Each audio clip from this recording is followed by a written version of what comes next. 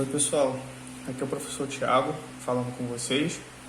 Bom, a gente vai aqui dar continuidade ao nosso conteúdo, a parte de determinantes. Acredito que vocês já tenham assistido a essa aula aqui lá na plataforma, mas eu tô aqui para a gente dar uma exemplificada, tá bom? E aí tentar resolver alguns exercícios também.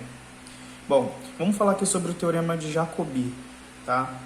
O que esse teorema diz? Que você pode somar, fazer uma combinação linear entre filas de uma determinada matriz, tá bom? Basicamente isso. Você pode somar, por exemplo, o valor de cada elemento de uma fila, lembrando que fila pode ser linha ou coluna, a uma outra fila paralela. Então, se você está fazendo linha, você tem que fazer uma combinação com a outra linha que seja paralela, obviamente, né? E se você escolher fazer a combinação com uma coluna, você vai pegar as colunas paralelas a essa que você escolheu, tá? Qual é o maior objetivo desse método, gente, desse teorema? É você fazer com que a tua matriz apareçam zeros. Por quê? Se eu quero calcular determinante, a gente sabe que determinante é um produto, é um número. Se você multiplica qualquer número por zero, facilita, né? Vai ficar igual a zero. Então, assim, às vezes você tem uma matriz que não tem nenhum zero. Você vai calcular o determinante dela. É, às vezes, uma jogada você aplicar o teorema de Jacobi antes, para depois você calcular o determinante, tá bom? Então, assim, eu peguei um exemplo bem simples aqui, uma matriz quadrada, né? 2 por 2. E eu quero fazer uma combinação linear, por exemplo, entre as colunas, para a gente perceber que o determinante não vai se alterar. Então, por exemplo, ó, eu vou pegar aqui, repetir a primeira coluna e eu vou fazer uma modificação na segunda coluna. O que eu vou fazer na segunda coluna?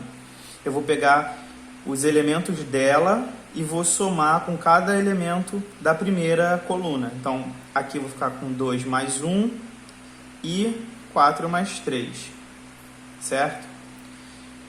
Então, resultaria numa matriz 1, 3, 3, 7. Vamos calcular os determinantes para ver se alterou ou não? Ó, como é que calcula o determinante, gente? Diagonal principal, né? 1 vezes 4, 4. Diagonal secundária, 2 vezes 3, 6. Como é que é esse determinante? Diagonal principal menos diagonal secundária. Então, determinante menos 2. Vamos para esse aqui, ó. Diagonal principal, 1 vezes 7, 7. 2 vezes 3, 9. Esse determinante, 7 menos 9 igual a menos 2. Então, a gente percebeu o quê? Que os determinantes eles não se alteram.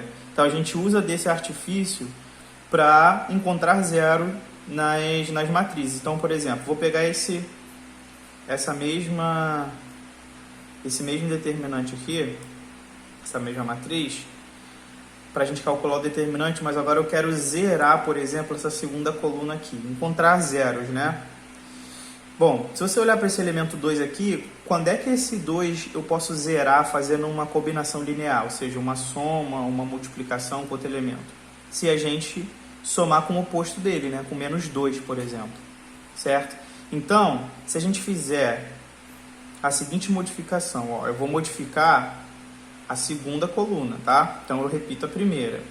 Se eu multiplicar toda a minha primeira coluna por menos 2 e somar com essa segunda coluna, eu vou zerar esse elemento aqui, ó.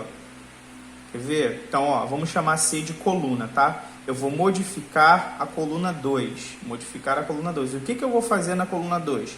Eu vou pegar a coluna 1, multiplicar por menos 2 e vou somar com a coluna 2. Essa é a minha combinação linear, tá bom?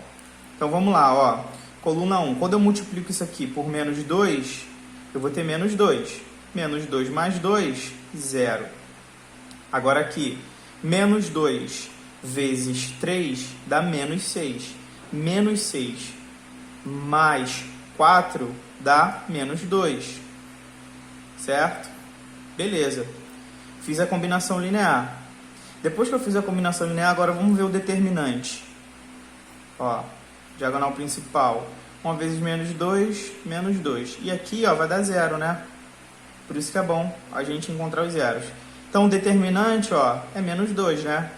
diagonal principal menos a secundária. Menos 2 menos 0 dá menos 2. Vê que o determinante, ele de fato não se altera, tá? Então, essa é a regra, esse é o teorema de Jacobi, tá, pessoal?